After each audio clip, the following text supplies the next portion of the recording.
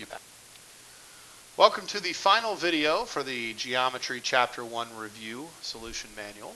Number 27 is a midpoint formula problem. Again, we can tell it's a midpoint formula because it tells us to find the coordinates of the midpoint. Midpoint formula is x1 plus x2 divided by 2 for the x coordinate, y1 plus y2 divided by 2 for the y coordinate. We have four numbers here. We're going to ignore the directions and simply use x1, y1, x2, and y2. So your x coordinate is going to be 47.03 plus 32.5 divided by 2, which we're simply going to plug into our calculator. I will simplify that in two steps. So we have 47.03 plus 32.5, which is 79.53, and then we need to divide that by 2, which would be 39.765, and for units that would be degrees north. For your y coordinate, we do the same thing but with the y values, so 122.53 degrees west plus 81.6 degrees west. We would start with that. So 81.6, add those together is 204.13, which we then divide by 2 to get 102.065, and that would be degrees west. So the location of the midpoint would be 39.765 degrees north, 102.065 degrees west. And that would be the only problem in the entire packet that is not multiple choice. Okay, number 28 takes us back to a problem we've looked at once already. It says complementary angles, which means they add to 90. And then it gives us the two measurements, so our first and second angles are listed right there. We're going to add those two things together, 6y plus 3 plus 4y minus 13, and set it equal to 90. Add like terms. Gives us 10y minus 10 equals 90.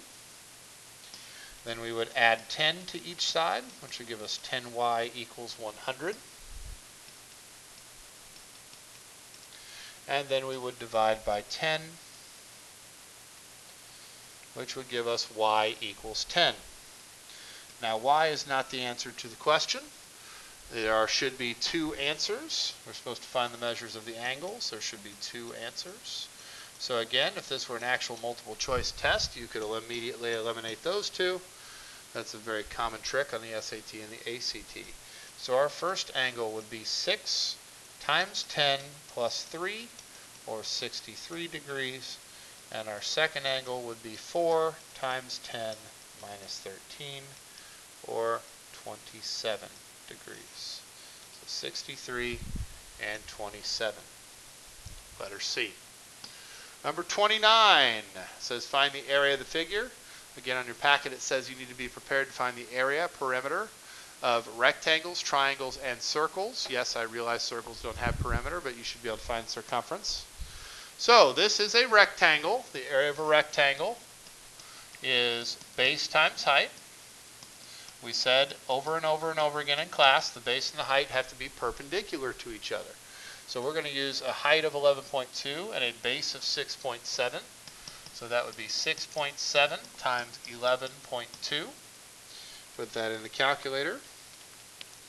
That is 75.04, and our units would be square inches. 75.04 square inches. And finally, number 30 asks us to find the circumference. Notice the answers say about, which means we're estimating. We're going to use a pi value of 3.14, and we have the radius is 3.4 inches. Circumference has two different equations. We would want to use the one that contains radius because we have the radius, which is circumference equals 2 times pi times r. So we do 2 times 3.14 times 3.4, and we feed that to the calculator. That is approximately 21.352. If we look at what we've got here, these are all rounded to the nearest tenth. So we should look at the hundredth digit. That 5 would tell us to round that up to 21.4 inches would be the approximate circumference, or letter A. That does it for the video solutions for your review packet for your geometry test. Don't forget, you need to know all of the vocab words that are listed on the back of the packet. As you should have noticed as you've gone through these videos, there are a lot of times where if you don't know your vocab, you will not know how to set up the problem. Make sure you're studying hard. This first test is a big deal to your grade.